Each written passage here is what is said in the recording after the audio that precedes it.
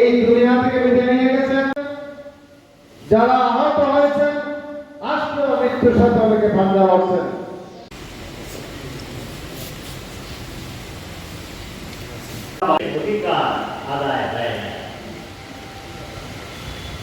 বাংলাদেশ শ্রমিক উপস্থিত হতে পেরে আমার মনটা ভরে গেছে। অনেক দায়িত্বশীল আমার সঙ্গে আমাদের বিশিষ্ট শুভাকাঙ্ক্ষী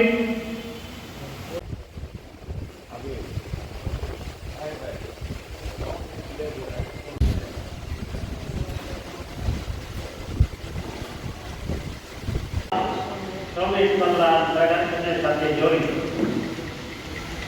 সম্মিলিতভাবে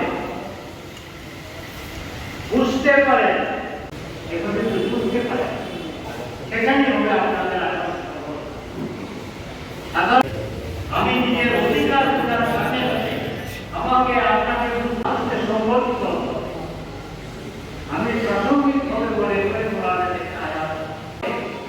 পৃথিবীর সমস্ত মানুষকে এই সমস্ত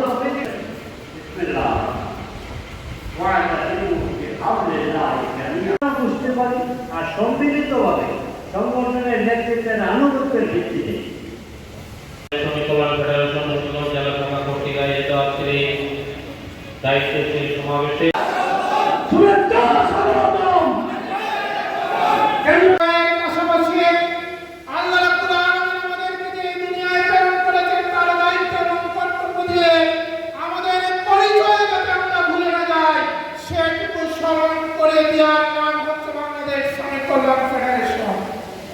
সংগ্রামী উপস্থিতি, আল্লাহ রাব্বুল আলামিন আমাদেরকে দুনিয়ায় প্রেরণ করেছেন তার দাস হিসেবে।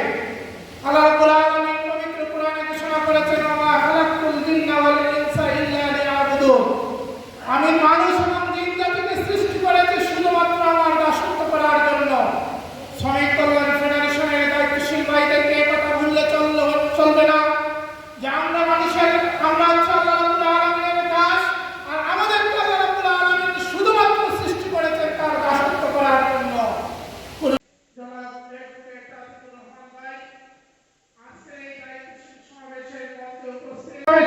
আমরা আল্লাহ রাব্বুল আলামিনের শুকরিয়া আদায় করি যে আল্লাহ রাব্বুল আলামিন আমাদেরকে আজকে এই সুন্দর পরিবেশে হয়েছে।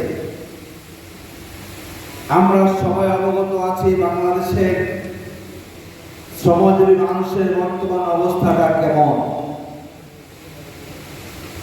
আমরা সব জায়গায় বলার চেষ্টা করি, এটি অত্যন্ত বাস্তবিক বিষয়। বাংলাদেশের সকল কিছুর পরিবর্তন হয়, এই বাংলাদেশের শ্রমিকের ভাগ্যের পরিবর্তন হয় না। আমাদের এই বাংলাদেশ স্বাধীন হয়েছে 55 বছর হয়েছে।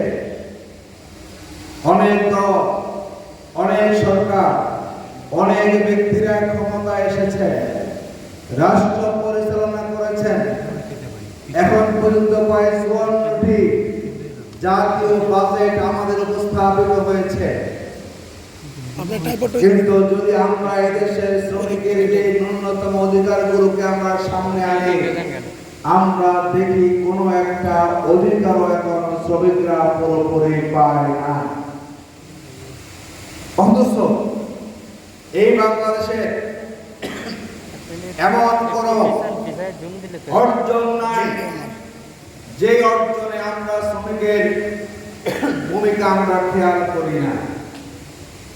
উনি 52 ভাষা আন্দোলন বলেন, 69 গণঅভ্যুত্থানের কথা বলেন, 71 সালে আমাদের মহান স্বাধীনতা সংগ্রামের কথা বলেন, 90 স্বৈরাচার বিরোধী আন্দোলনের কথা বলেন, এবং সর্বশেষ 2024-এর 5ই আগস্টের সেই বিপ্লবের সময় বলেন বাংলাদেশের এমন কোন পরিবর্তন নাই, রক্ত ঝরে না।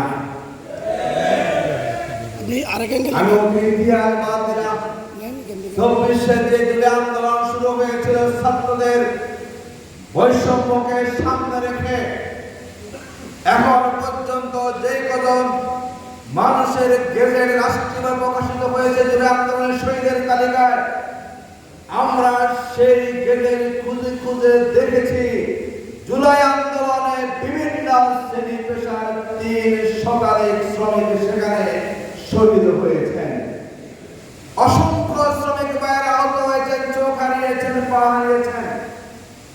90-এর স্বৈরাচার বিরোধী আন্দোলনে যে নূর হোসেন জীবন দিয়েছিল, তিনি একজন শ্রমিক ছিলেন। 52 ভাষা আন্দোলনে সালাম বরকত রফিক জব্বার শ্রমিক পরিবারের সন্তান ছিলেন। আজকে আমাদের জিজ্ঞাসা, এত যখন দেশ গড়ার কাজে শ্রমিকের অবদান, কেন আজকে বাংলাদেশে সকল ক্ষেত্রে শ্রমিকরা শোষিত, নিপীড়িত, অধিকার হারা? এই প্রশ্ন আমরা আমাদের সরকারের কাছে রাখতে চাই।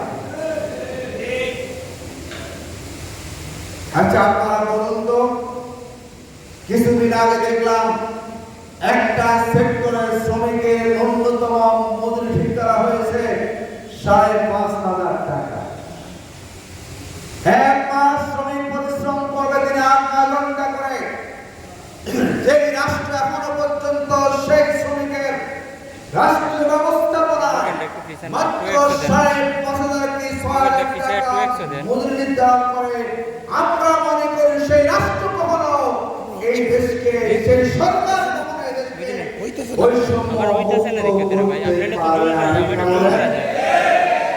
আচ্ছা বলুন তো, আমাদের দেশে আইনে আছে শ্রমিকের কর্মঘণ্টা হবে 8 ঘন্টা, ঠিক না বলেন?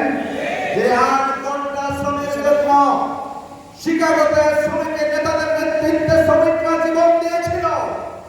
বলুন তো, বাংলাদেশের 7.5 কোটি শ্রমিকের ভিতরে কত পার্সেন্ট শ্রমিক 8 ঘন্টা কাজ করে? আমরা দেখি বেশিরভাগ ক্ষেত্রে এই দেশের শ্রমিকদেরকে 12 ঘন্টা, 14 ঘন্টা, 16 ঘন্টা পর্যন্ত কাজ করতে হয় না?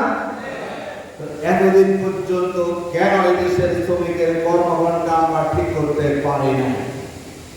এই দেশের যে শ্রমিকের ন্যূনতম মজুরির কথা আমরা বলি, এখন কি সকল ক্ষেত্রে সেই ইনসাফপূর্ণ মজুরি কি শ্রমিকরা পাচ্ছে?